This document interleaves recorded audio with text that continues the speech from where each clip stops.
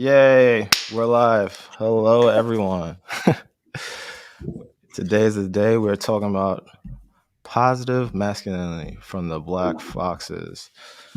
All right, here we are. I'm just going to start it off with the intros. My name is Will. At It's Boss Me, I use he and him. And right now, I'm in the South. That's all I'm going to claim right now because I don't claim the South. All right. Next. I guess we can go counterclockwise. Yeah, I can go next. Jalen, he, him, his. I am in the Front Range of Colorado, just outside of Denver. Yeah. Mm-hmm.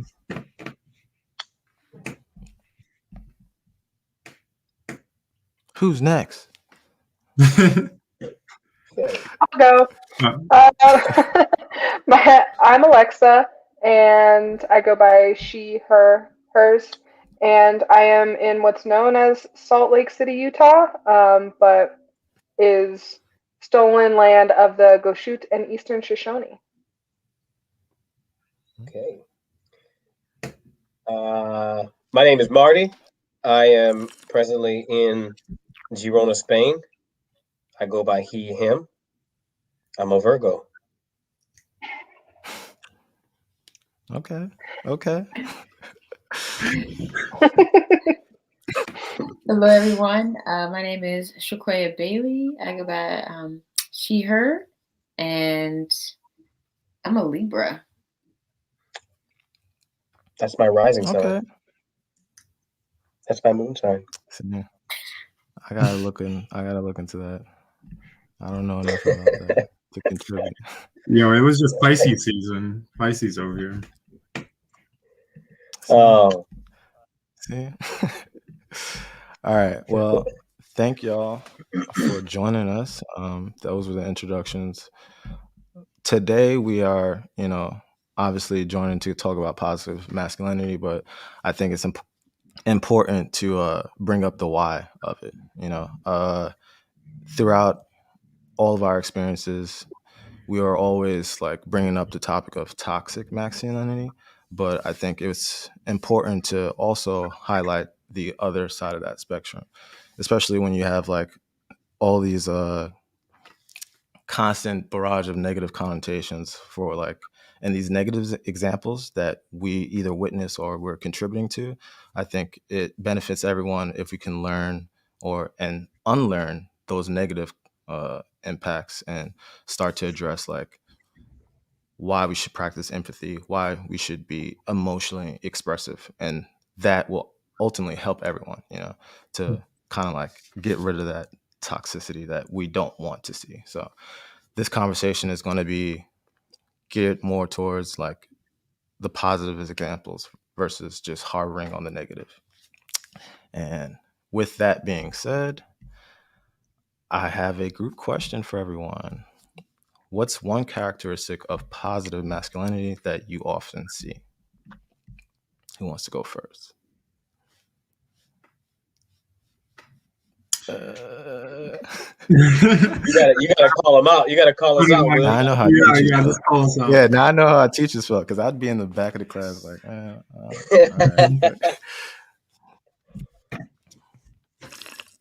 I can go first. A characteristic of positive masculinity that I see often is a lot of like words of affirmation or like words of encouragement from like my friends, and also I remember with my family as well, particularly around like physical activities. But I've also received it and have been the giver of that when it comes to like career stuff. I know that like sometimes that speaks to people, and so I see that often within masculinity. Yeah. How about Shay? You can go. You're below me. Yeah. So one characteristic that I've seen as a positive masculinity that was first introduced to me by my stepdad was self-care. He was a very clean man. And he was the first man that I ever saw go to a nail shop and get a mani and a pedi. And he, just seeing him do that kind of like, it informed me that having self-care is not a characteristic of women. It's a characteristic of just taking care of yourself. And so just that sort of self-care is something that I think it's really positive, and I see more of it among men nowadays, doing more of a self-care and like manis and pedis and massages and things like that. It's definitely I've seen that more. Go ahead, Will. Sorry. No, that was it. I was just like, oh, okay. I'll go next. I think my dad, my biological dad, and my father, right? Not just my dad, but the man who one of the men who raised me, but my original dad, showed this through. I always grew up with him. I always saw him in the kitchen.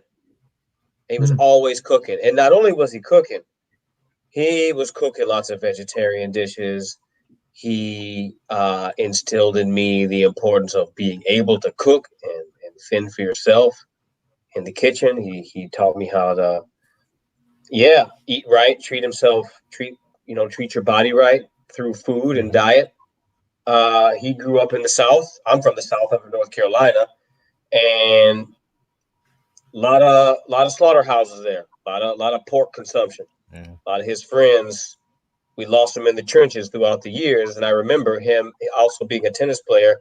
He lost a lot of his friends to heart attacks, hypertension, a lot of the preventable diseases that we see in the Black American community. And he definitely instilled healthy cooking into my psyche. Next. Okay. Well, for me, I think of my grandfather. To be honest and to be a little bit vulnerable, I would say most of the fathers in my family aren't phenomenal and don't display a lot of positive masculinity. But my grandfather, who just recently passed, rest in peace, he displayed a lot of that. And where I really saw it with him was with my grandmother. They were together for 55 years, and he was never like overbearing or like possessive or she had her voice and he listened and he would defend her and he would stand with her, and she would make decisions, he would make decisions. But I think the positivity in his masculinity was that he would always like support her and not just like be the man of the family and running everything and making all the decisions. They were very much equals. So that's kind of where I've seen it most often in my life. Okay. Awesome. I think for me personally, I would want to use like a current example that I've been seeing more positive masculinity in my life has been with my sister's husband. And I say that even though like we call each other bros because we have like a very personal connection, but it wouldn't make sense if I'm just talking about my brother, even though he's not my blood brother. But yeah, he's like one of the first men I would say that I like knew in my personal life that like really showed me the importance of compassion and not being afraid to show it. And for me growing up, that wasn't kind of like it wasn't something that was like not done, but it so freely and openly he is with his compassion and his love towards you, and like not afraid at all to like show that. And that was one like mind opening for me because it was like, wow, this is awesome. And two, like, why is this so rare? Like, because it looks so special when, like, in my experience, it's something that just wasn't a thing, like it wasn't as freely given like that. And I just really appreciate that about him, how like even like we just came from Virginia, like we had like a little quick stop to Virginia for some work, but like we said hello, like social distance, whatever. And like even in like leaving, he like sent me a nice long text, but it was like really, really like emotionally pleasing and like just it was very loving, you know. And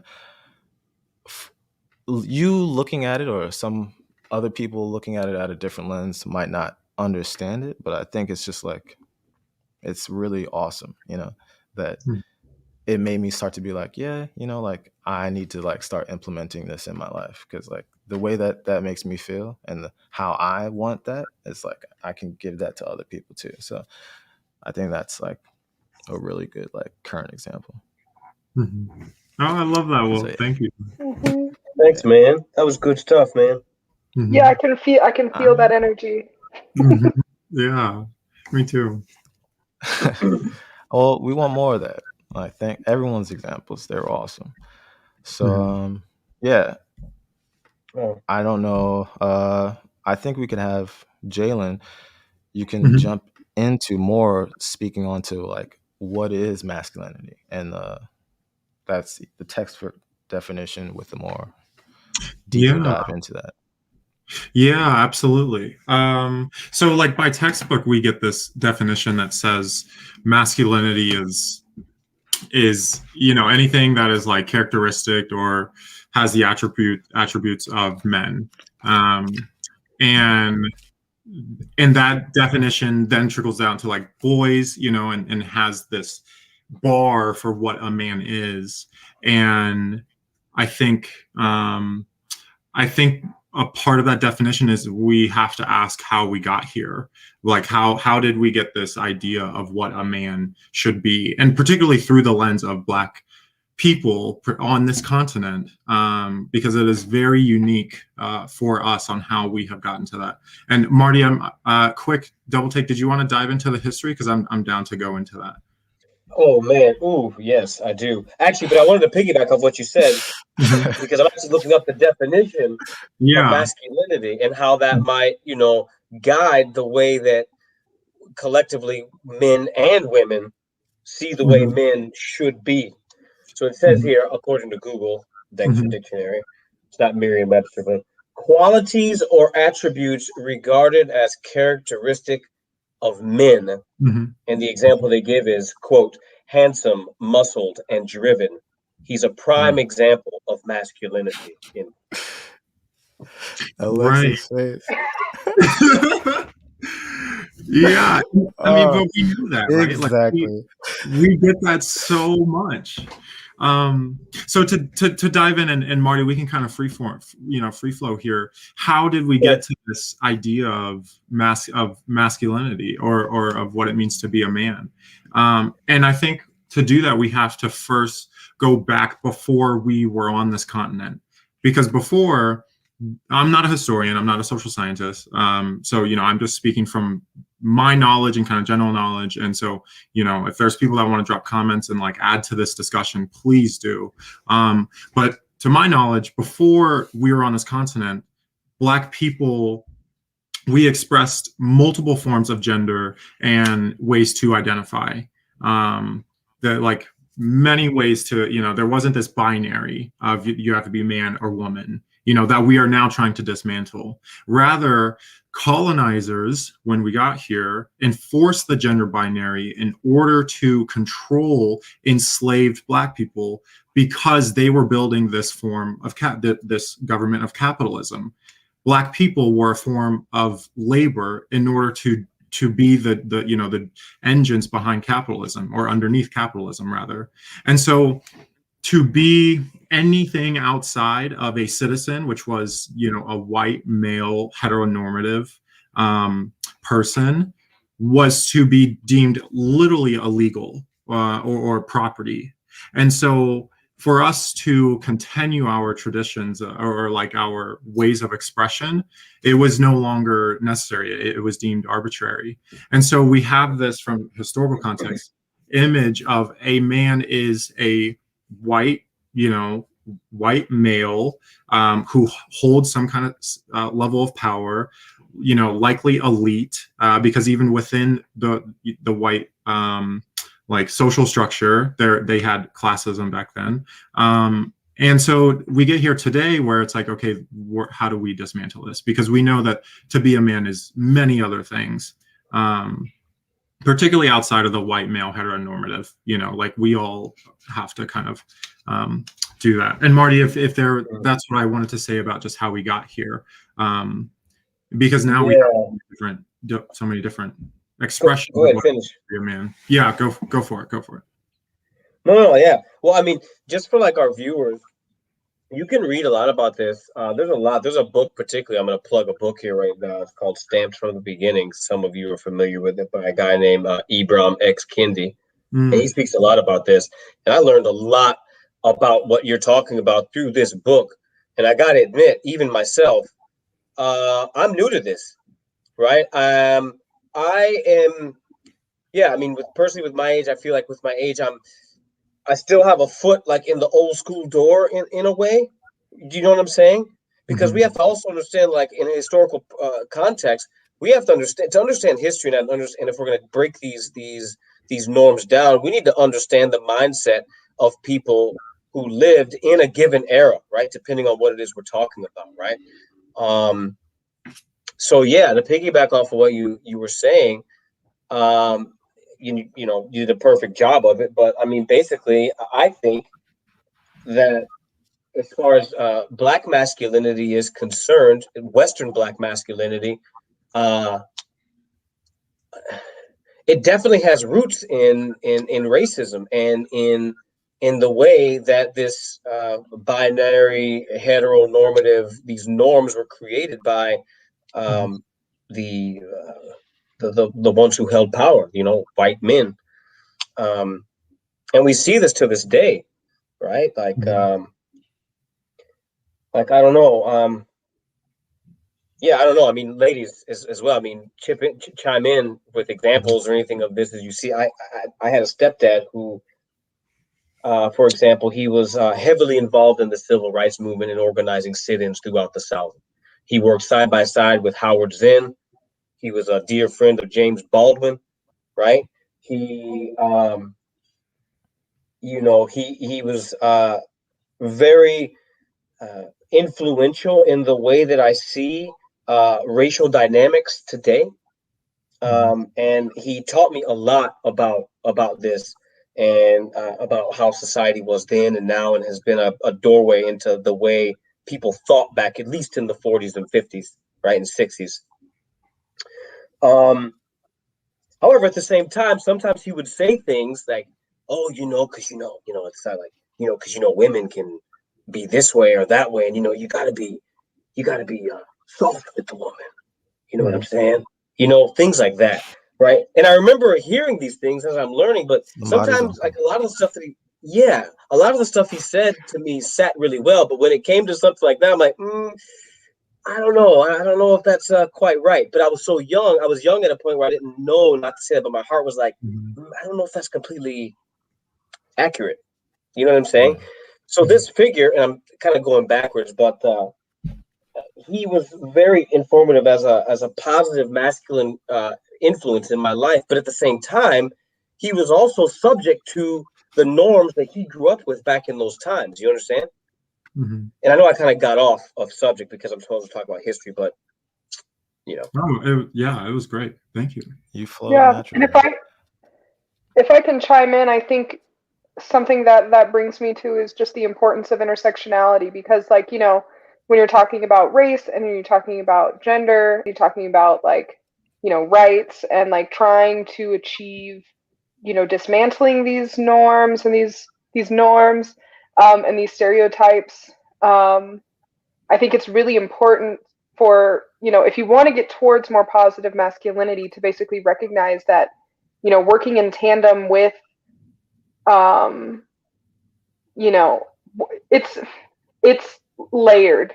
If you're going to work against racism, if you're going to try to promote anti-racism, it also has to promote anti-heteronormativity and hyper toxic masculinity Those things have to go hand in hand.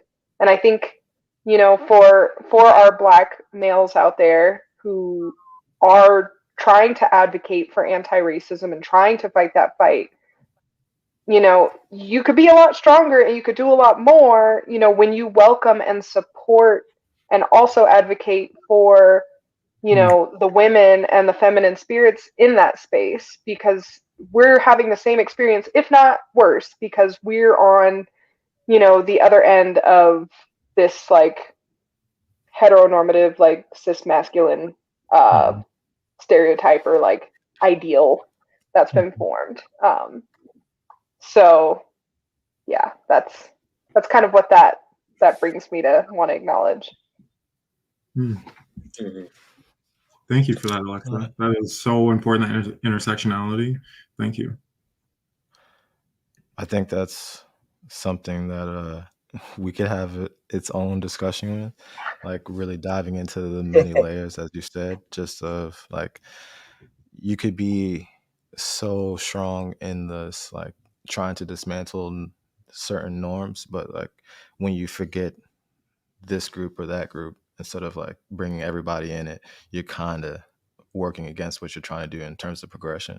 And I think specifically with the masculinity part of it, there are a lot of like key speakers like that I see, and like you might be trying to do like the best that you can and with what you have, but it's really, like you said, like doing yourself a disservice when you're leaving out these groups that are like, you said it perfectly, like probably have it worse than you, so it's just something to really pay attention to whenever we try to like start these things or like fight for something or like try to dismantle something. I think that's super important. And it's something that I'm like constantly trying to like be aware of. Go ahead. Piggyback off what you're saying, off of what Alexa was saying, this intersectionality, we may have some viewers that may say, or people that think, oh man, everything is just so complicated, all these things. But you know what it really is? It all boils down to simple rules or norms of being a good human being that have been true forever, that are very simple. You know what I'm saying? Like, we think, with all this intersectionality and the things that we're speaking about, like, we can simplify all this. An individual can simplify all of this by thinking, going back to what? Something very simple and very cliche, but still very true. And that's the golden rule, dude. That's why it's up in kindergarten classes, right? That's why you learn that when you're so young. It literally goes back to this very, very simple rule. So, yeah, I don't know.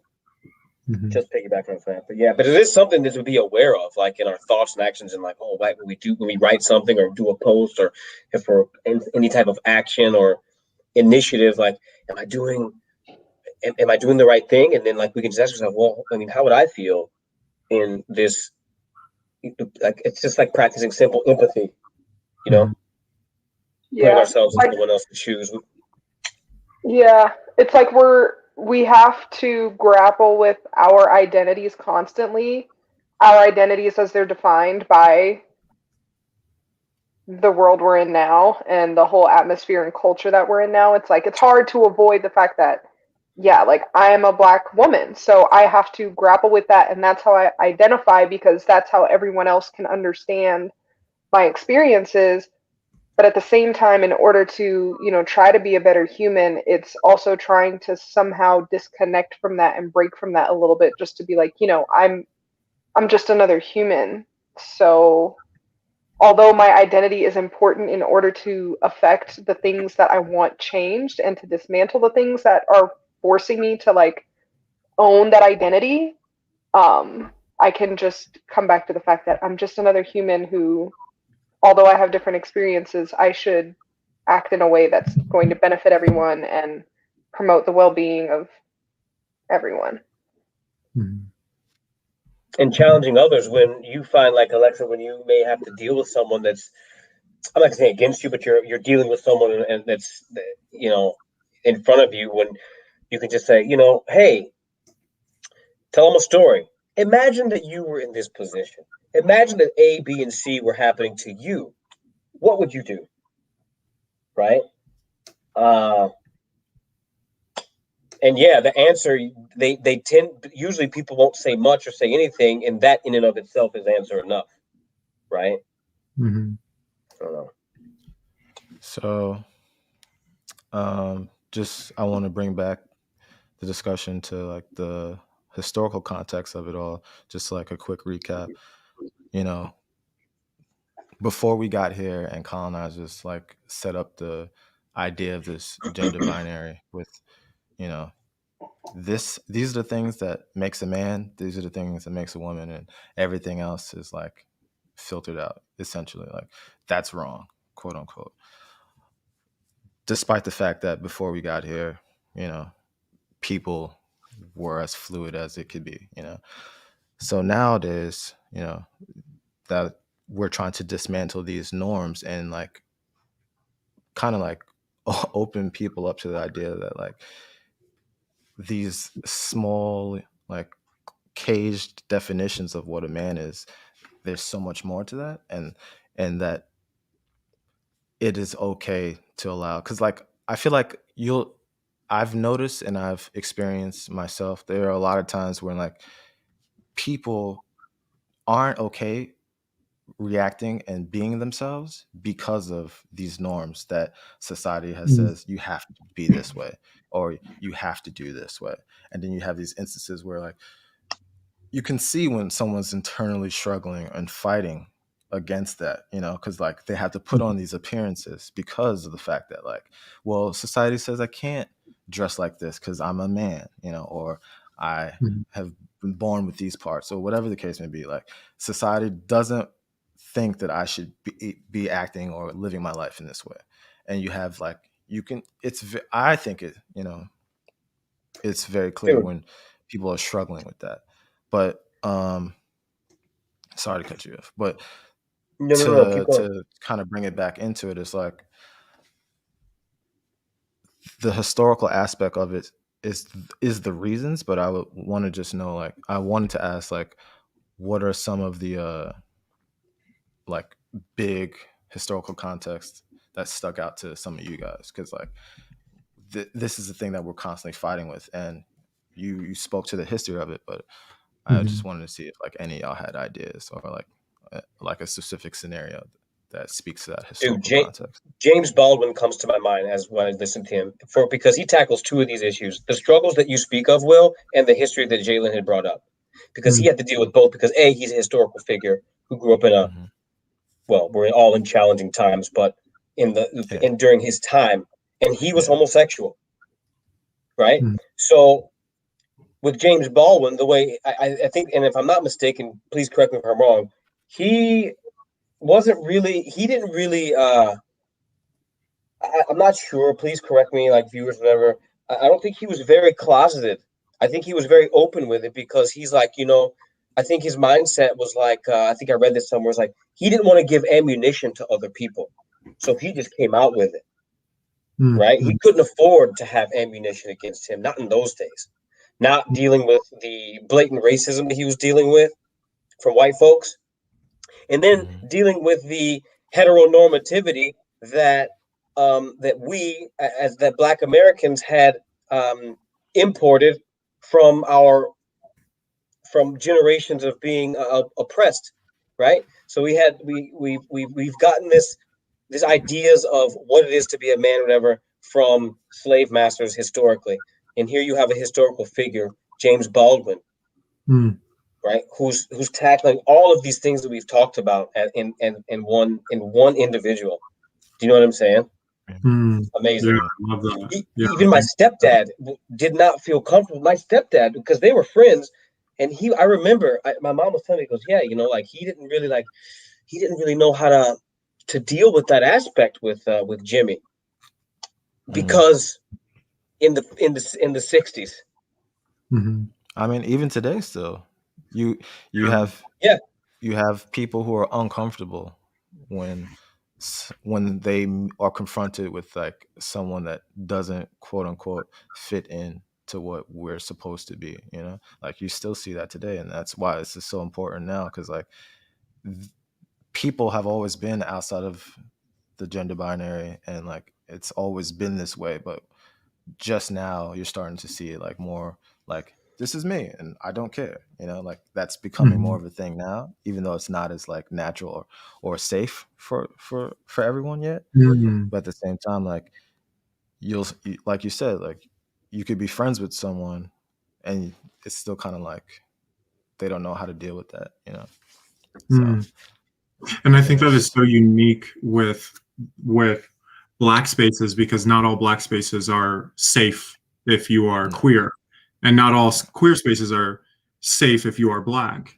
And to be, you know, and like, you know, this is not my identity, but to know that what stands out to me with the historical context is that it has come from this history of where neither of those identities were allowed, and if that was your identity, your life was literally on the line, and to suppress yourself in order to just survive was the norm.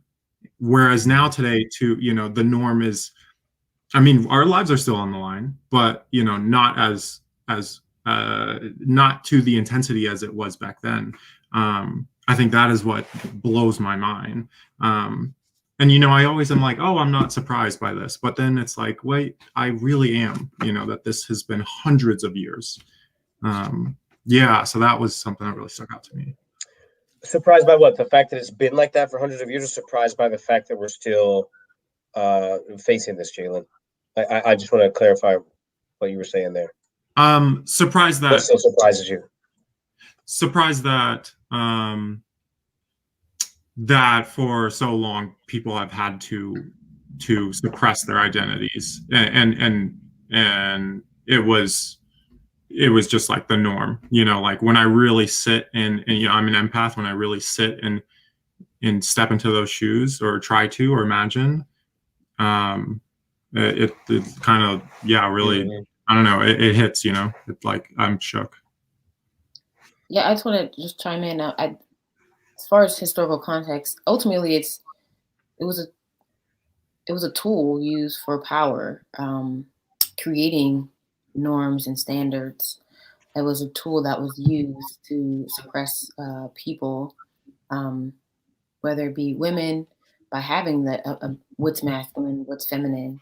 Because, you know, back then, you know, it's patriarchal society, you know, men want to be in charge, when, you know, there's we know from, like, you know, history in some societies where they were women led, and, you know, once some folks get taste of power, they want to continue that, so you create these systems that support you, not you per se, but those people being in power and remaining in power. So I think it's kind of why, you know, what we're fighting against and why we're trying to fight against these norms and having these conversations is to try to dismantle that power and disperse it to everyone more equitable, equal way. And it's like now we're in a space today where all that has culminated into, you know, if you're not cis hetero hyper masculine, then you're not going to be taken seriously. People aren't going to let you run the place, because people will think, oh, you're too emotional.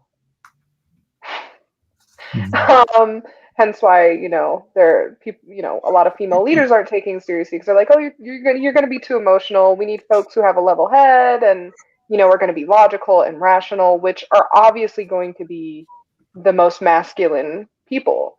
Yeah.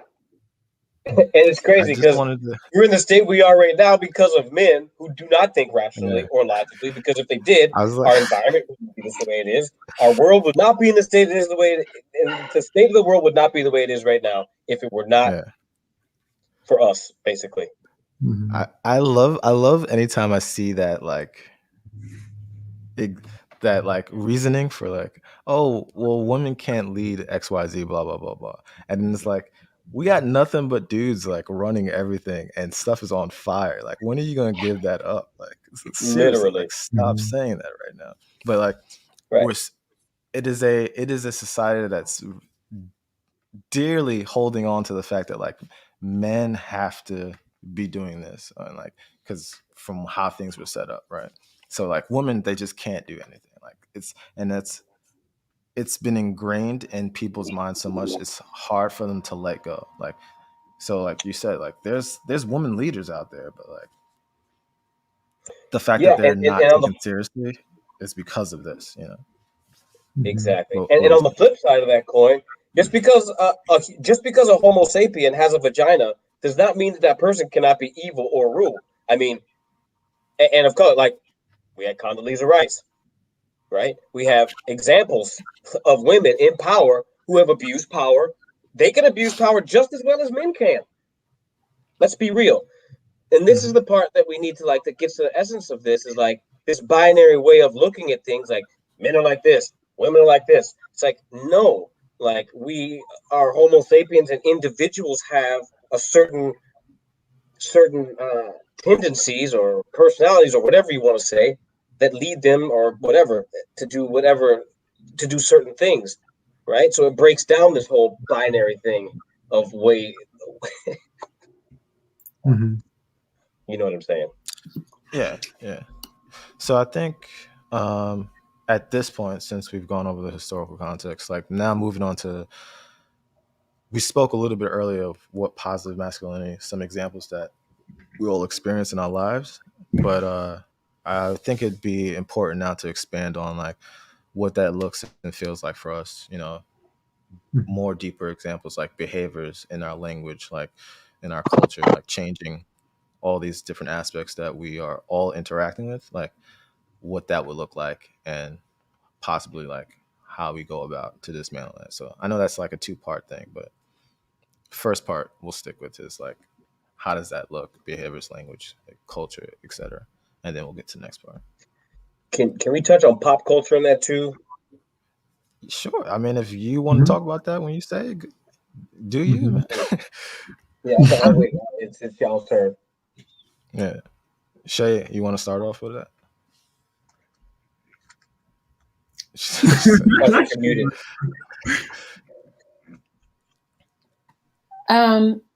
Marty, you can go first. I've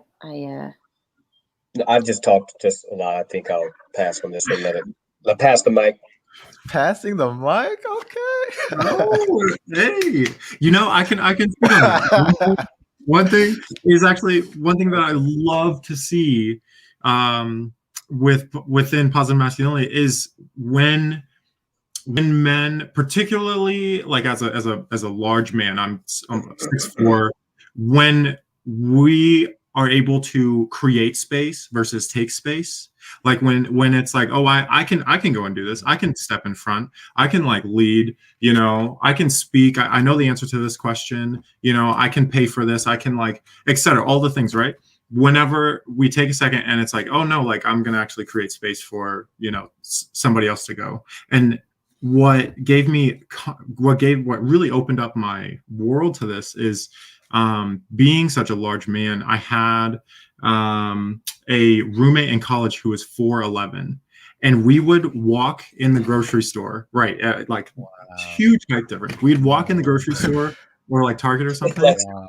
And the way that I would walk down the aisle would be night and day from the way that she would walk down the aisle, where she would like dodge almost every single person, and I would try and walk behind her, and it just like wouldn't make sense. It was like my brain would not compute, because I'm like just walk, you know, just like, and because that's how I did it. When I walked, people just like moved out my way, because it's like, oh, I'm a large figure. So what I took from that, and we used to talk about all the time, is the way that men have this entitlement to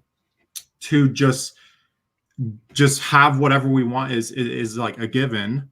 You know, I love to see whenever we take a pause and be like, oh, no, like, could somebody else use this? Whether it be a resource, whether it be some type of like recognition, you know, particularly around recognition is like, is my name really on this, or did I get this from somebody, you know, AKA likely a strong Black woman, you know? And it's like, that floors me. I'm like, okay, cool. I love to see that within, particularly today. So I don't know if that answered the entire question, but with Marty passing the mic, thank you, because We need more It of was a that. We beautiful really six. yeah. It's happening in action, right? It's positive. It's happening. It's in real time. And you know, to speak one last thing, I feel like men, we try and do that. Let me not give too much credit there, but I feel like we do try. I know, I'm really careful. We do want to share. We do want to create space and invite people in. But I don't think we're taught that. And so when we go against that, or when we see like young people do that, and we give praise to that, I feel like that adds to this, like, hey, no, like it's okay to be soft, or it's okay to, you know, I think that even bleeds into like asking for help, you know, to just like not being so like stoic and, you know, like headstrong, but to kind of like soften yourself and like create some room for other people to come. That I feel like really speaks to me. And even, and like you said, creating room for like these things, like creating room to be vulnerable, creating room, spiritual, not like space, physical space, but like room to be vulnerable, to be weak, to be wrong, right? Like you said, to be a man, like we're, you know, it's like no, like you know, like that whole man, and yeah, it's create that inner space. Yeah. As well. All right, I'm gonna pass it on to Alexa. Can you take the assist? I think, yeah, I can. Oh. I got you for the oop. I got you for the I think I can definitely tag on that. From what you're saying, it seems, the way I see it is that folks have adapted to having to be very competitive. I mean, if you look at the statistics of where Black folks, and even if we're just talking about Black males in particular, how they have had to basically close themselves off, shut down vulnerability, not, you know, give handouts, because they're like, no, like there's only a few of us who are going to get into this spot. Like not many of us are going to achieve this. I mean, even if you look at like statistics of like the NFL, which is like some of the most diabolical statistics ever, like out of all the young Black men who are, you know, shooting hoops or playing football or whatever, like how many of them are actually going to achieve that kind of what the capitalist culture has thought, that this is the ultimate goal, you know, you become an awesome athlete and make millions of dollars and do this. Like the statistics of what it takes just for one person to get to that point, I think has fostered this competitive spirit where people feel like, no, I can't let people know I'm weak. I can't let people give people ammo. I can't, you know, I can't pass the mic. I can't give other people space because I got to worry about me. I got to get myself here. But I think, you know, just turning the table and starting to be vulnerable and starting to kind of open yourself up and like share resources with other folks. Like if you hear of an opportunity, like instead of like grasping at it, thinking, oh, you know what, there's actually a better person for this, you know, it could really benefit them. I think, you know, uplifting one another all at the same time is actually way more impactful than this one person, you know, clawing and hurting others in the process just to get to that space. So I think for me personally, seeing more vulnerability would be awesome, not just for like the Black male cohort themselves, but also just for me as a Black woman, like getting to be intimate with someone who is a little bit more vulnerable and can actually communicate their feelings and not like, you know, try to just put up this defense or this wall or try to make excuses about like, you know, maybe like the very, what they would consider feminine feelings that would make them seem weak.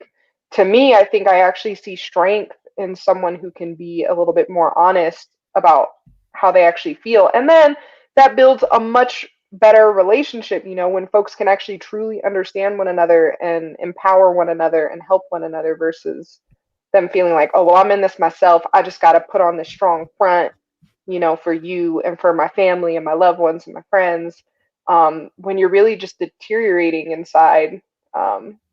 So yeah, that's I think, Shaman. So I think one of the examples through social media, which can be evil sometimes, but social media and just maybe even the pandemic has actually amplified fathers, like it's highlighted and put on a platform, fathers being at home with their children more and showing that it is good to be at home with your kids and learning and playing with them. And it's kind of a good tangent than what you guys were saying, but just seeing some positive things that I've noticed in the past year, by men like that I know personally, and just sharing that with the world. Like you see more dads hugging and kissing their kids and pictures, and like they're doing their hair, and even seeing more examples of like gay fathers parenting and having families, and seeing how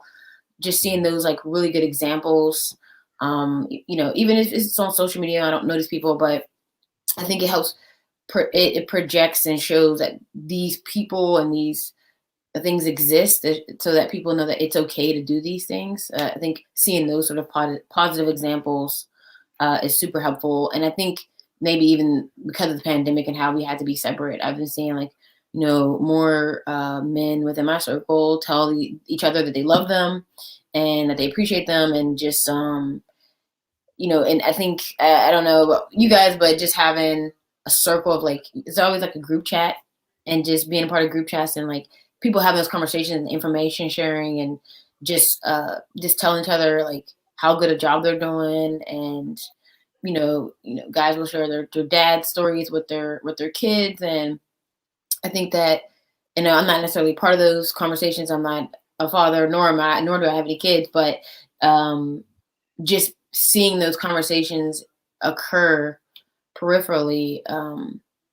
it knowing that they exist and that they're great dads, I know that they're also going to be creating more great humans as a result, and by showing that love and that care, and being open and honest and communicating with each other. Because I think that's what's when I think it's always funny when the idea of when they say women are emotional, but like I think men are more emotional because they started wars over ego. What's more emotional than that? So it's kind of they're actually more emotional than women because their ego gets bruised, and here you want to go bomb someone or you want to start a war. Marty, she got your hat, man. But yeah, so just kind of speaking to that, what a full tangent, but I just love seeing some of those positive things that have come out of the unfortunate pandemic is more positive representation of fatherhood online, and I think that is amazing, and to see more of it is even better. Yeah, for sure. No, definitely. That was awesome. I think everybody kind of like hit on a lot, some really cool stuff, particularly like when I look at, for me, like going back to like the emotions aspect of it all, like I'm seeing, and I'm gonna like try to tie into everything, like how you were talking about social media, like you see more people specifically feel more open to sharing that they're going through something or they have an actual feeling, because we're still fighting with this image of a perfect wall, this shield that is impenetrable and you don't have actual feelings. And then like it's not till recently that I seen my own friends talking about therapy, and like actually speaking about issues and problems that they're having. And I think that's like incredible. One, because like it shows that like you don't just have to like hold this in, but you can also like uh work to like help with what you're feeling. Because personally, like I've seen that emotions hold in, and then what happens when like it builds up and now you have a bigger problem, right? But I think that's just been something that I want to see more of, is like men being more vulnerable to one, like admit that they're going through whatever it is, because like you're a human, you're breathing, you're probably going through something, especially like with all the things that we have to deal with, whether like whatever demographic you fall in. I think that's something that I would love to keep seeing more of, and like that I'm trying to implement for myself, like opening up, letting other people shine, like things that you were all saying. I think that it was just awesome. But it looks we got some questions. Okay, we'll get to that today. All right, but yeah, so Yeah. I guess we can go over I have a role couple models things. right Oh, now if you have any role. can I Oh, just go. All right, can I just piggyback off Yeah. what Shay says, and kind of a little bit role model as well, but just for our viewers, like there's a movie I saw, a Brazilian movie back in the day, and in Portuguese it's Madame Satan, Madam Satan, and it's a true story about a he was I think he was a capoeira master, but at the same time, like I think I would say cross dresser. I'm not sure. It's been a long time. Um, but Lázaro Ramos is the name of the actor, and we could put it in the notes or something after. But he was at the same time he was homosexual, but he was also this capoeira master who he could just kick everyone's ass. You know what I mean? And he had the story. His story was so like I just thinking about this, like, oh yeah, I remember this movie. It's called Madam Satan. It's a Brazilian movie. It's amazing, amazing. And I remember when I watched that movie, which was like maybe 2003, 2004, and it was breaking. I remember as I was watching it, broke like all of these things that my mind of all of the previous conditioning that I had as a youth in relationship to being to being masculine or being a man. You know what I'm saying? It's a great movie. It's an awesome movie. Madame Satan or Madame Satan in Brazilian. All right. I'm going to watch that movie because that sounds dope. We could do a watch party. Oh, definitely. After the next Barca game. Oh, we'll save that. That was a good game last night. Eli. All right. You want to pick We up got one questions? of the questions that dropped in? Yeah, it seems like some folks have been asking about how we can invoke more positive masculinity within the cycling community specifically, which I think would kind of be interesting to comment on. I'd like to see more men cyclists speak up for these women not getting paid nothing. In my opinion, all these men in the peloton that aren't saying anything, I'm mad at all of y'all for not saying nothing. Sorry. I'm mad. No, it's current. It's happening. But you ain't sorry. You ain't sorry. Yeah, what are you? But I'm not. I'm really not sorry. Yeah. You don't gotta be sorry.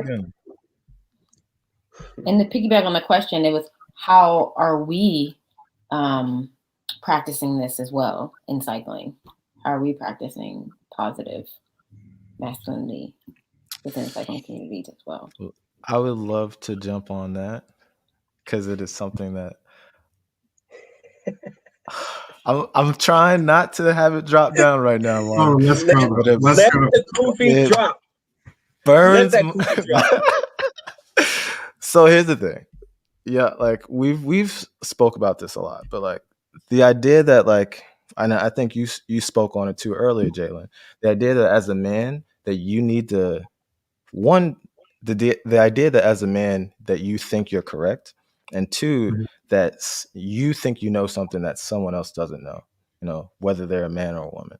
But more often than not in cycling, men have this idea that when women come along, they must need help. And I think that like me personally, because I'm in such a position that I am to like I have been blessed enough to like ride with many people and travel a lot, and that's awesome. That's not the point. But like being around different types of people and not creating that environment where like people are like, I'm never riding with this human again, you know? And that happens way too much because it is very easy for men to assert themselves as like, I'm here, what do you need to know? And it's like, some of these people just want to ride bikes. They probably don't even want to listen to you talk, right? Like, I think we can do a lot when we are around others, especially in groups, to like unsolicited advice is like a huge thing. And it's very easy to like slip up on, but like, please, something I'm doing, like, because the question was like, what are you doing? Is to make sure like you're not giving out this like sage advice and wisdom if no one has asked for it. Sometimes people just want to rock with you. Like there's been plenty of times when I've hung out with people, we don't even talk. We just sit down next to each other and like we're just enjoying that, you know? You don't need to fill the space with knowledge. Sometimes just be there. And personally, even like for me on rides, like I'm fine giving help, but I want to make sure that that help is actually needed, you know. That's a big thing right now.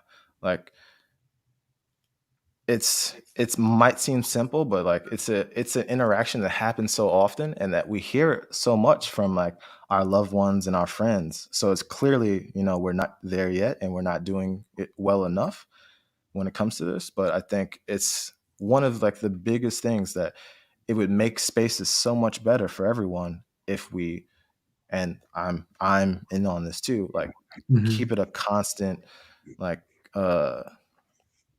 in the back of our minds or in front of our minds, you know, to make sure like we're creating a space where people aren't uncomfortable because of us trying to subject what we know or ourselves on how we do things on other people. And that's man and woman, however you align yourself or identify, you know. Like I don't want to box it into like just women do this or just men do this. Like men do it to anyone who will listen, you know. Like if you have ears, they will do it to you. Like so it's like being aware of this to me I think is huge, you know, because like everyone, and the reason why it bothers me so much is because like I've been around enough industry people, and they're always like, oh, how do we get X demographic into cycling? They just don't do it. It's because like y'all probably suck. Like you're probably like trash humans, you know? And you don't even understand your trash humans because you're holding on to these like norms and ideas that like people keep telling you to stop doing. And like if you don't identify and like want to admit that you're doing something wrong, you can't see it, you know? So then you go back to a boardroom or you have this group that you funded or started to be like, we want to get these people into the sport, but like you're not identifying the reasons why they're not, or you don't see them. And it's usually because like we're not willing to take a step back and like give the space to be a space, you know, like stop trying to put yourself into what you think the space should be and let it rock sometimes. And usually I think it will blossom, you know. So I'm gonna stop Yeah. talking because that was a lot. Yeah. I think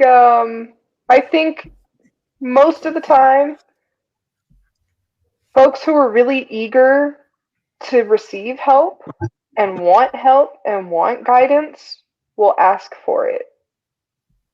Usually. I think there are definitely people who wouldn't ask for help just because of this space of intimidation and feeling like, oh, someone's going to definitely, like, you know, shove it down my throat, like all their knowledge and the way they do something and what their opinion is. And, you know, I just wanted to know this little thing.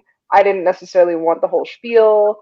I didn't want to be mansplained to. But I think usually, like, especially in a group ride space or a club space or even in like racing, like, I think folks who really want the help will ask for it. So I think the most essential thing to do, kind of touching way back to what Jalen was saying earlier, is like just providing the resources. You know, don't tell people, don't be the Illuminati and tell people how things should be done or judge them by the way they're doing things. There's so many different ways to cycle. There's so many different ways to like fix your bike or just ride, and not everybody has to like fit this like cookie cutter like image of what it is to be a cyclist. So I think just like we've been saying, you know, creating the space and just being there, and just letting folks know, hey, like I'm willing to talk about whatever you want to talk about. I'm also willing to learn from you. There might be something you have to offer me that, you know, I don't know. And I think even for me, like I don't feel like I know it all, even though I've been riding bikes for a while. So I think even like just removing the idea that anyone could be any less like intelligent about something than you just because maybe you've been doing it a little bit longer, or you might have a fancier bike or whatever. Like I think just completely removing that concept and realizing that everyone has different experiences that can contribute to what they're doing, and that not everyone is like the one expert on something. Someone might know nutrition better even though they just got into bikes. They might know a lot more about how to properly like feed yourself, and telling them, you know, just because it's their first time riding a bike, you telling them when they should be drinking water or what they should be eating, or that, oh no, we're gonna have a coffee stop and you want to make sure like, you know, you eat at this time, or just whatever, you know, like they might still know more about that specific thing. So I think, yeah, just giving the space to have those conversations and not forcing your knowledge on someone. I think people will typically ask your opinion when they want it. So Jalen or Marty, how do you guys display positive masculinity within the cycling community?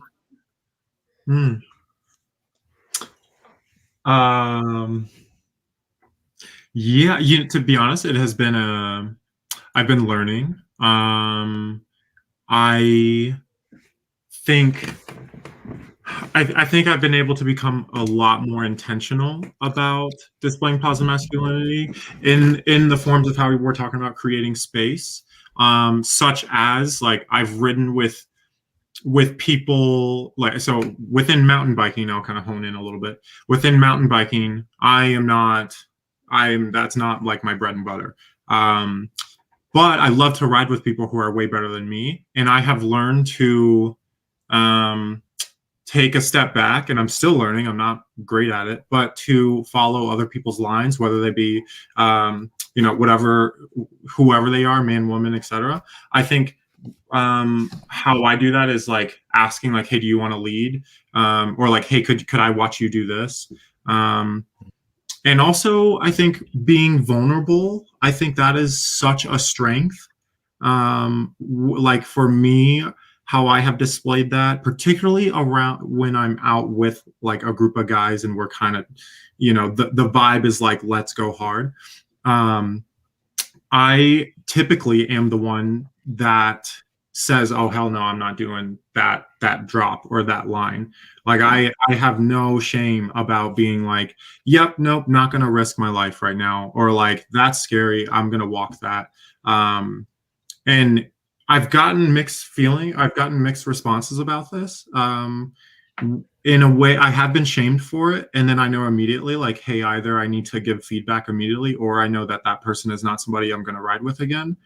And then on the other side, I've gotten the response of like, another person within the group has also kind of stepped off. And it was almost this expression of relief, like, oh, you are not going to do this? Thank you. And we all know that feeling of like, I have permission to kind of step down and back off, because the tempo, the vibe, the like, is way out of my comfort zone, but I'm too afraid to say something.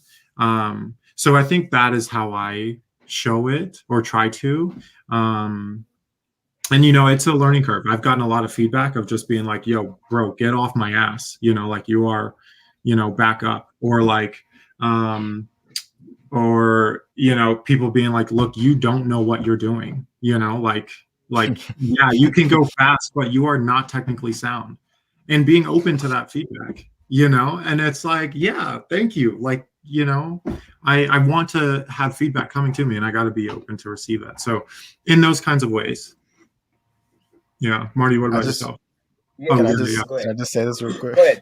Yeah. I only laughed because like I was on a ride one time with these like older guys. I used to ride with like just these older dudes in New York City, and like they would they would say it just like that, like you don't know what you're doing. Like anytime someone like screwed up, but it was like it was those older gentlemen were the only one that people would listen to, which is kind of like Mm. terrible.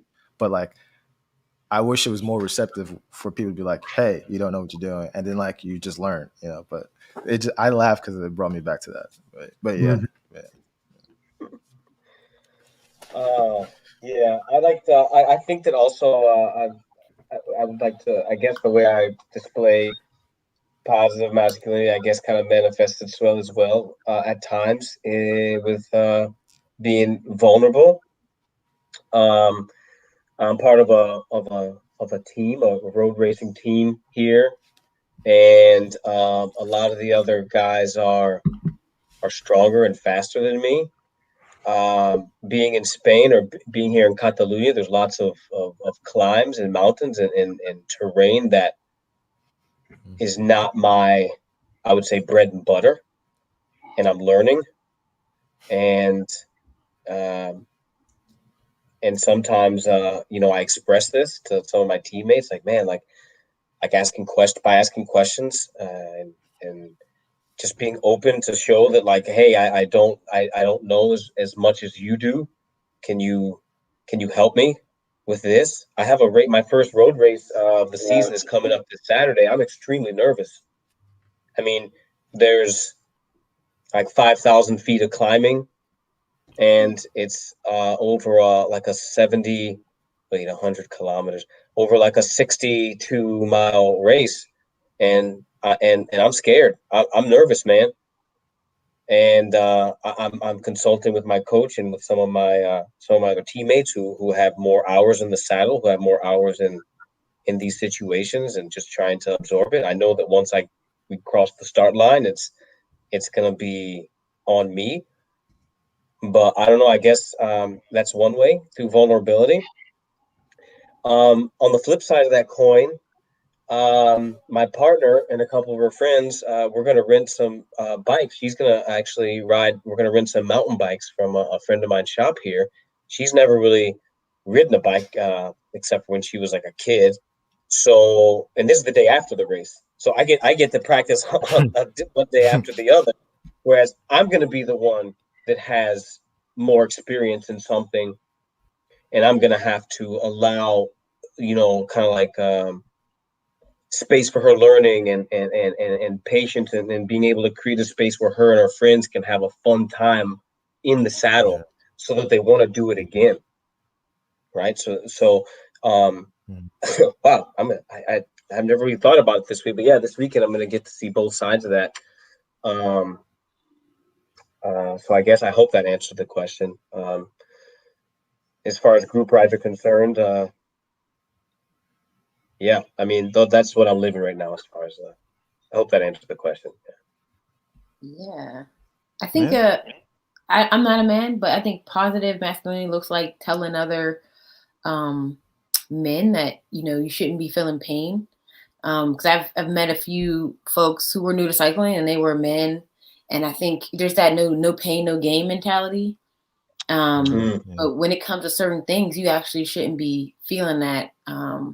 Like when it comes to like your cycling shoes, you know, this happened to me because I had someone telling me, when you're grinding and you're going hard, it's going to hurt, but certain things shouldn't hurt. So like I had bought some shoes and they ended up being too small because like when you first buy shoes, you need to Mhm. have a little bit of room for your foot to swell as when Yeah. you're riding, and Mhm. so the shoes fit spot on. So then because I was riding and they were hurting, and I thought, oh, pain means I'm working hard. No, pain means those shoes is too tight, and you actually need a bigger pair of shoes.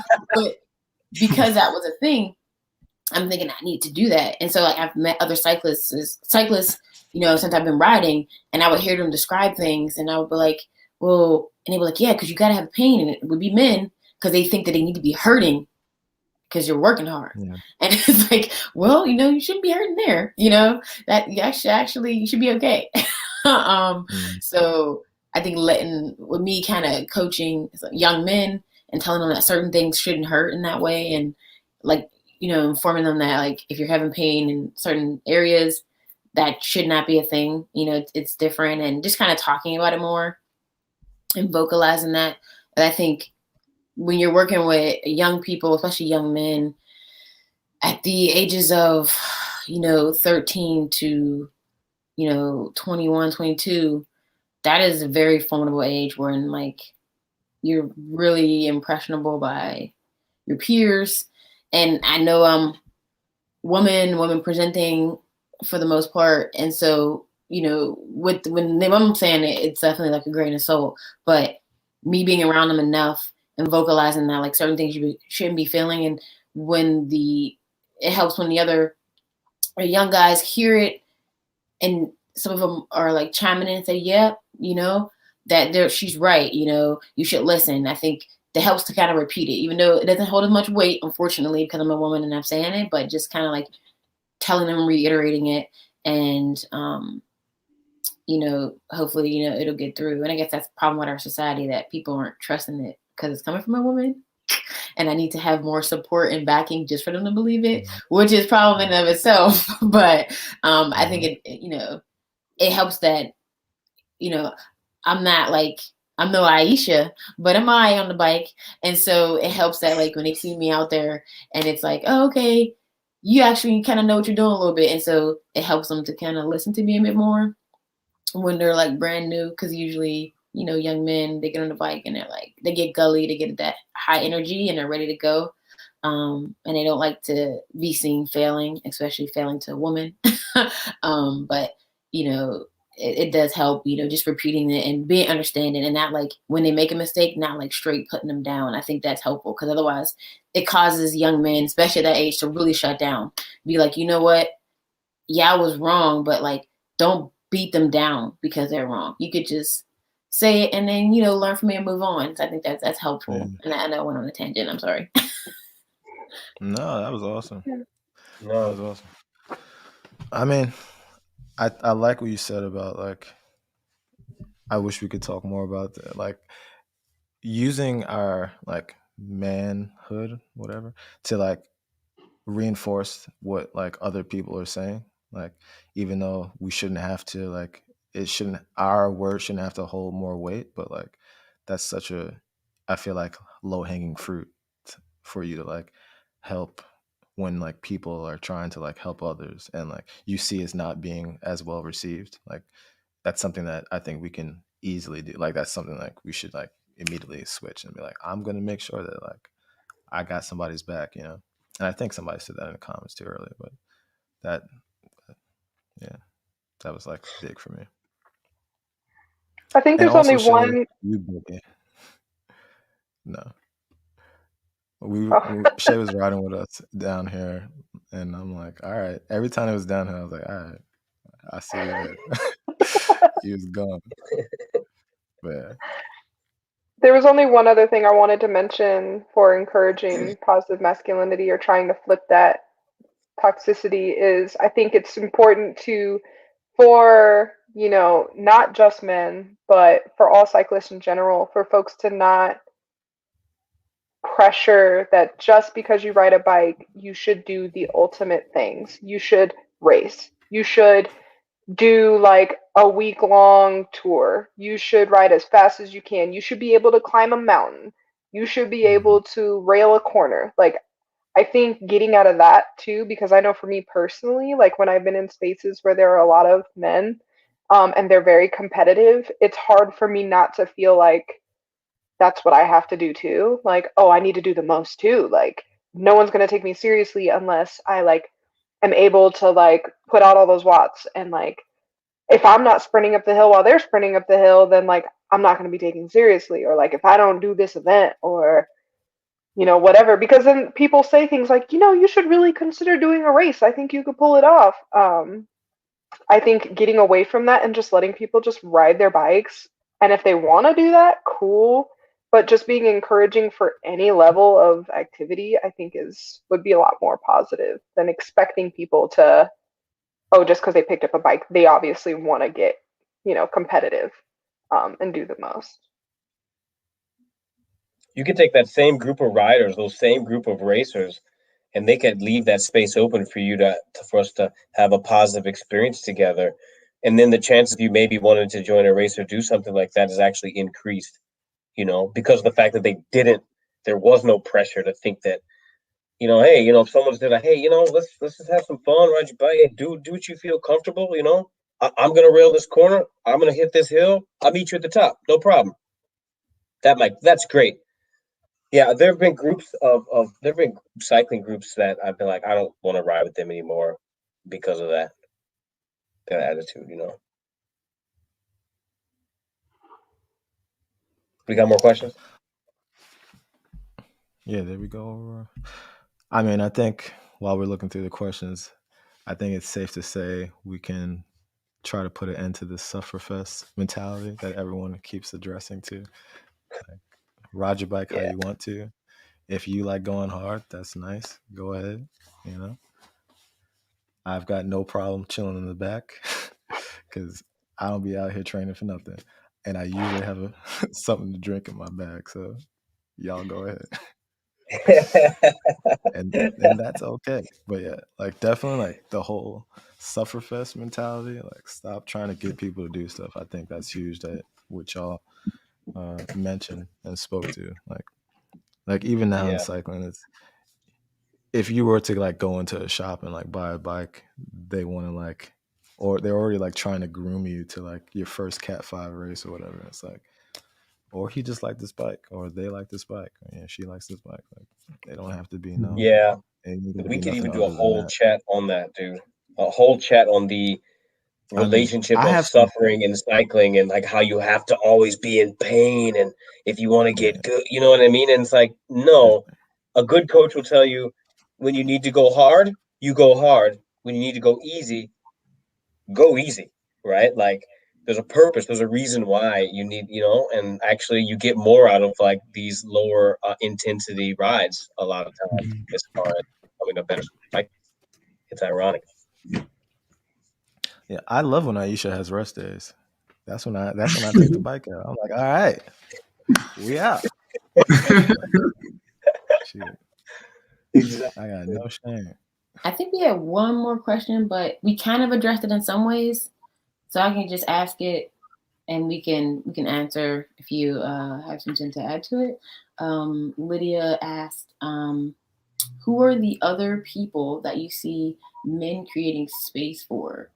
And what does creating space look like?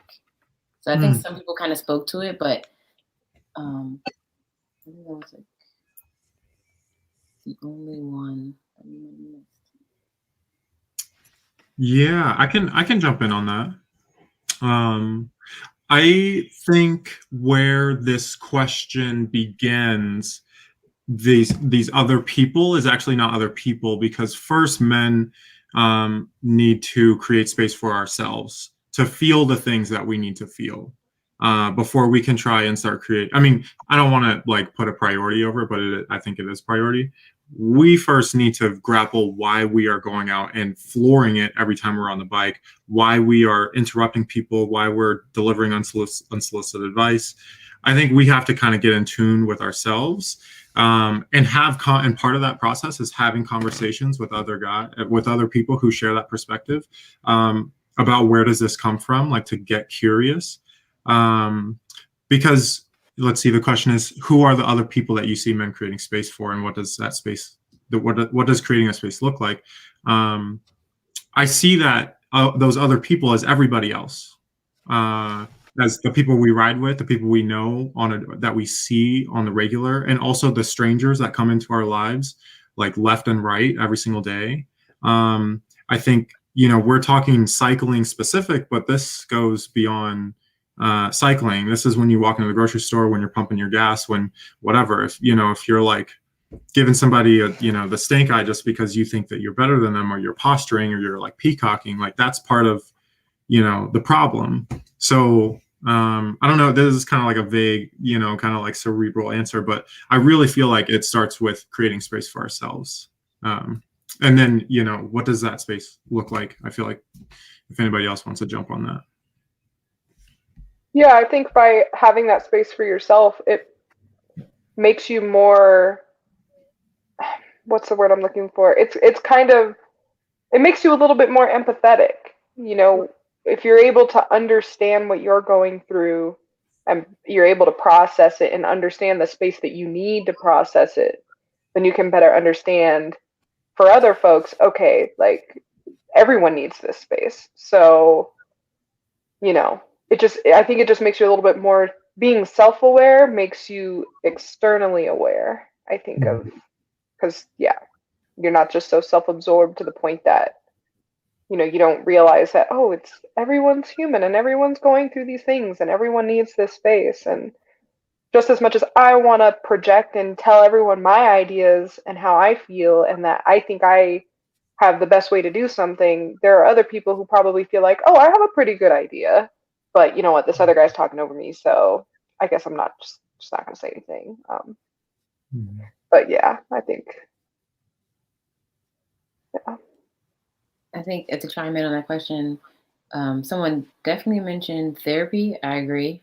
In the chat, creating space is going to therapy, because it piggybacks on what Jalen was saying, is that you're working on yourself first to get to that space. And I think asking questions and asking it often, because sometimes, you know, someone could be intimidated and you say, if you have questions, ask me. Sometimes hearing it more than once is super helpful, especially in a very intimidating environment. And I think, you know, folks seeking out information when they don't know, and just having a certain amount of respect for everyone, because we wouldn't have these problems if everyone just respected each other at the most basic level. Can I say something? Personally, for me, I tend to be a talkative person, if you might have noticed. So for me, and I got to tell you, this takes conscious effort, right? When I'm speaking with someone in discussions like this, for example, in our meetings, in interactions with people on the street. Sometimes personally, my mind moves really fast. So sometimes I have to make conscious effort to literally make space, like sound space, for there to be a full response from another person so that I can get their full answer, right? And in having a full answer from someone, because I've allowed them the space to speak, I am thus given more information to reciprocate that, right?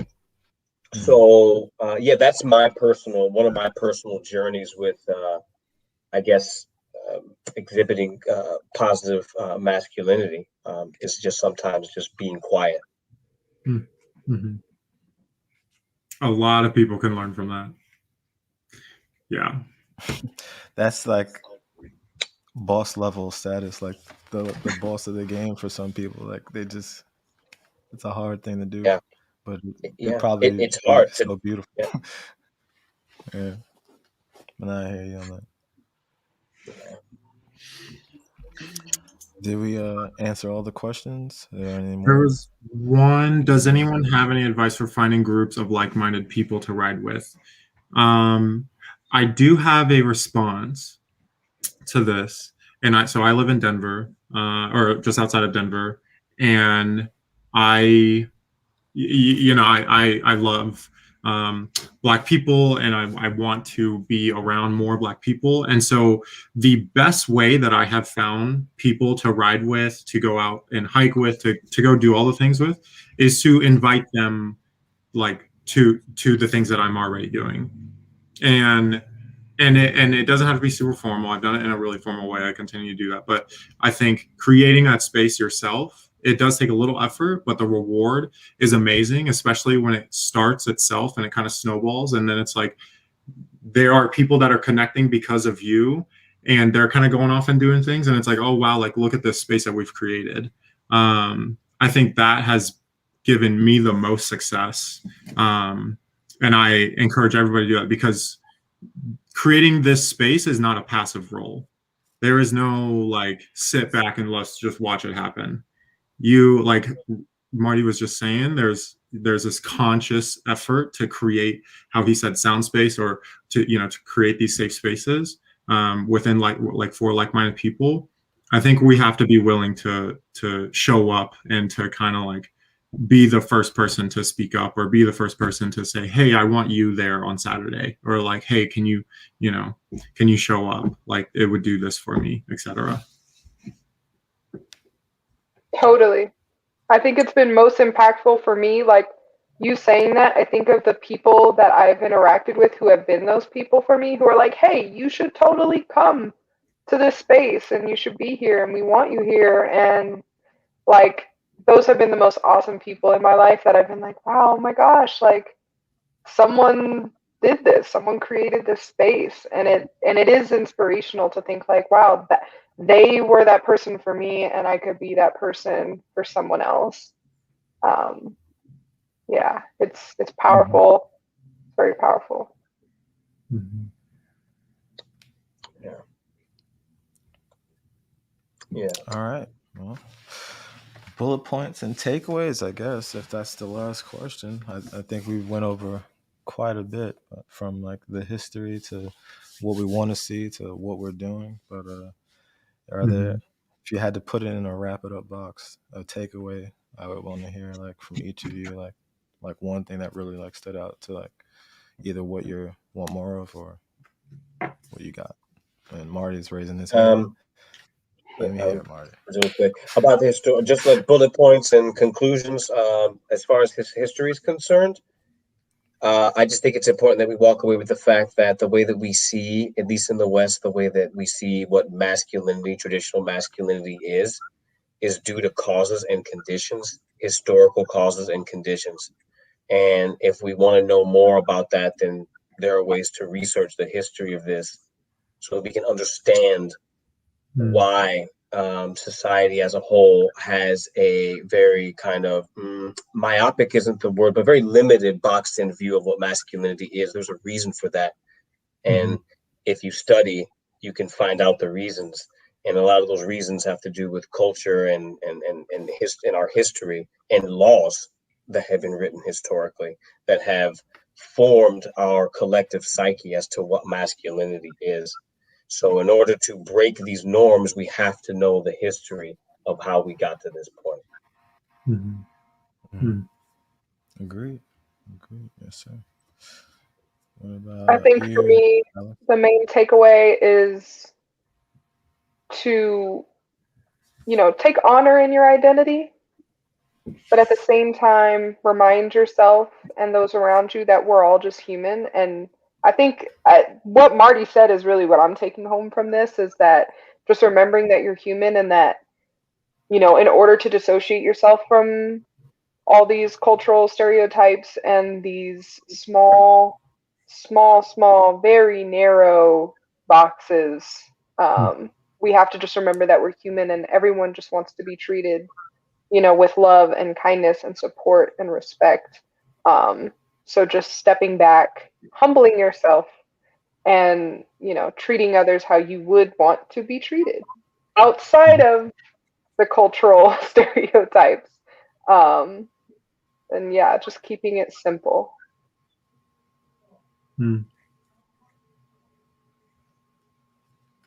Shay or Jalen? I guess I'm gonna wrap up by just answering this last question, just saying that some non-sexual intimacy that we should normalize is telling people that you care about them, that you love them, that you appreciate them, giving more hugs, asking permission first too for that, because not everyone wants to be touched, but so be asking before you touch someone, period, in general. And then giving more hugs, showing more love, and verbal, written, visually, just telling people that you care. I think that goes a long way. I think that's massive to show positive masculinity and just support people, and check people if you're in a position of power to be able to do it. Checking people when they step out of line or say something out of line.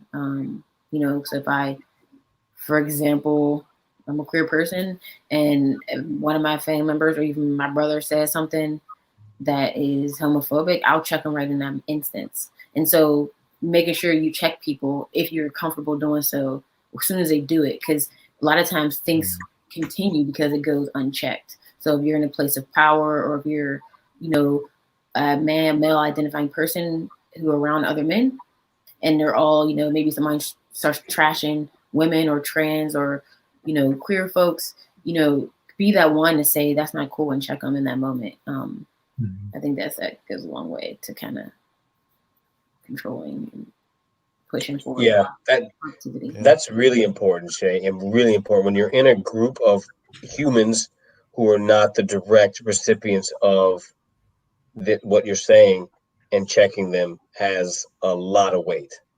Thank you for that.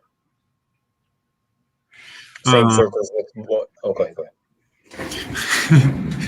Thanks for that, Shay. That was really good. I think for me, a big takeaway is that this conversation is something that I want more of. Like, that's what I'm taking away. I want to talk about positive masculinity more. We were intentional with having that be the focus, because toxic masculinity, you can't shame somebody into being better. We can't shame men into being better people. Like, it just doesn't work that way. And we all want to be better. Like, I've heard from one of my mentors that nobody wakes up to suck. Truly, I believe that. And I think we are trying to do the best we can. And the more that this can be the focus, I think the more we will think about it, which will then transfer into our behaviors, which will then transfer into our attitudes and how we carry ourselves throughout the day, our days and our lives. And it just, it's like the way that we have all shown up in this is like a reminder to me, like, oh, like, I do carry this like positivity within me, and we can, make incremental progress. And that it is needed. Like, it is so desperately needed. There are so many men just hurting every single day and suppress things and like don't know how to talk about it, and to just create this space does a lot for everybody. That's what I'm taking away. I think for me, the biggest, like, I loved just the conversation in general, being able to have the conversation, but the one thing I think I took away is the ability to be vulnerable, to understand that, like, while I'm still learning, I appreciate the ability to have that conversation in space with like-minded individuals that are also learning, because, like, I think that's a very helpful resource to be able to, like, have that bounce back between 2, 3, or however many individuals, where you can, like, discuss how you feel, and there's not any shame or like negative like backlash to like what you're saying. And I think that's very important. It's just me naturally like having a stronger effort in my conversations that are actually about something, rather than just being like we, and like this conversation has no meaning or basis on, we're not really like talking about anything important, and trying to have more conversations where like we don't talk for an hour and like I've held something in, like being vulnerable to like say how I actually felt, because more likely than not the person probably understands and can relate, has been through it, and you might be able to like gain something from that experience or listening to that experience. So I think that vulnerability is like huge. Like through your everyday conversations, you don't have to wait for like these specific talks or events or whatnot. Like hopefully it should be a thing that the more we break down these norms, men in general could just be more open, because that would be nice. We would have way less problems. But yeah, it's been an hour and a half. This has been amazing, y'all. Mm-hmm. I did not expect this to go on that long. Thank everyone for hanging out with us and having a conversation. Thank you for all the questions too. This was awesome. Mm-hmm. I don't have anything else to say besides Had a really that. fun time. Yeah, thank y'all. And I hope that we can do this again. We'll strategize and brainstorm. I see us doing this again. Oh, I do too, for sure. I'm here for it. I'm here Oh, for yeah. it. Mhm. All right. Yeah. Please check out the Black Box's website. Later on, we'll post this with more notes, so this conversation can continue. Yeah. All right. And yeah, maybe shoot us some questions on Instagram if we missed anything. Possibly we might get to them one day, but it'd be nice to hear what people are thinking that didn't have a chance to ask tonight. Yeah. So, and it's good seeing you four as well, always. Why can't COVID go away so we can do another reunion? Yeah. Okay. All right. Yeah. All right. Take care, everyone. Bye, everybody. Bye.